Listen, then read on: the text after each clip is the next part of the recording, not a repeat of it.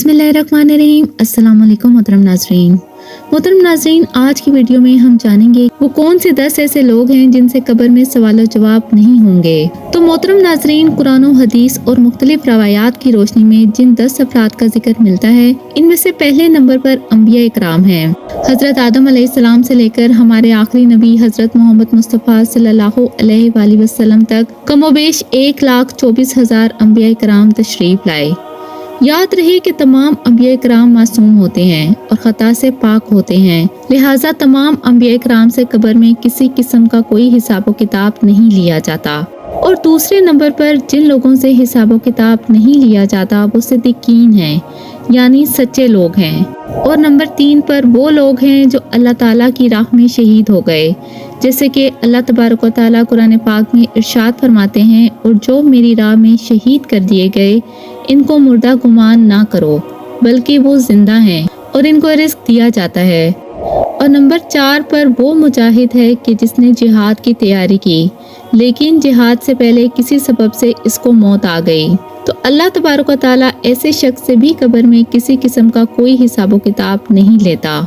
Number 5, ताउन की बीमारी में मरने वाले लोग। ताउन एक खास किस्म की वबा है जो लोगों के दरमियान बड़ी तेजी से फैलती है और जिसकी वजह से बहुत सारे लोग मर जाते हैं। ऐसे लोगों से भी अल्लाह तबारक व तआला कब्र में किसी किस्म का हिसाब किताब नहीं लेता।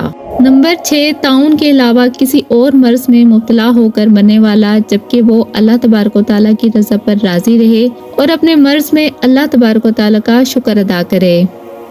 नंबर 7, छोटे नाबालिग बच्चे। वो बच्चे जो बालिग होने से पहले वफात पा जाते हैं, इनसे भी कब्र में किसी भी किस्म का कोई हिसाब किताब नहीं लिया जाता।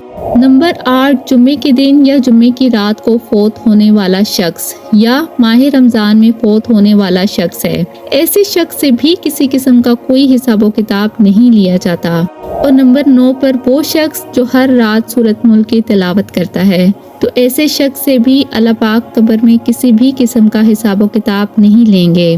नंबर 10, जो सख्त बीमारी की हालत में कसरत के साथ अल्लाह तबारक व तआला का जिक्र करे और सूरत इखलास की तिलावत करें, यानी कुल हुवल्लाहु अहद की कसरत के साथ तिलावत करें, तो अल्लाह पाक ऐसे शख्स से भी कब्र में किसी भी किस्म का हिसाब किताब नहीं लेते। अल्लाह ताला से दुआ है कि अल्लाह ताला हमें भी इन्हीं नेक लोगों में शामिल फरमाएं। आमीन या रब्बुल आलमीन। उम्मीद करती हूँ आपको मेरी वीडियो पसंद आई होगी। अगर आपको मेरी वीडियो पसंद आई हो तो मेरी वीडियो को लाइक करें, मेरे चैनल को सब्सक्राइब करें और मुझे कमेंट करके ज़रूर बताएं कि आपको मेरी वीडियो कैसी लगी। मिलते हैं नेक्स्ट वीडियो में, तब तक के लिए अल्लाह हाफिज़। जज़ाकल्लाह खैरा।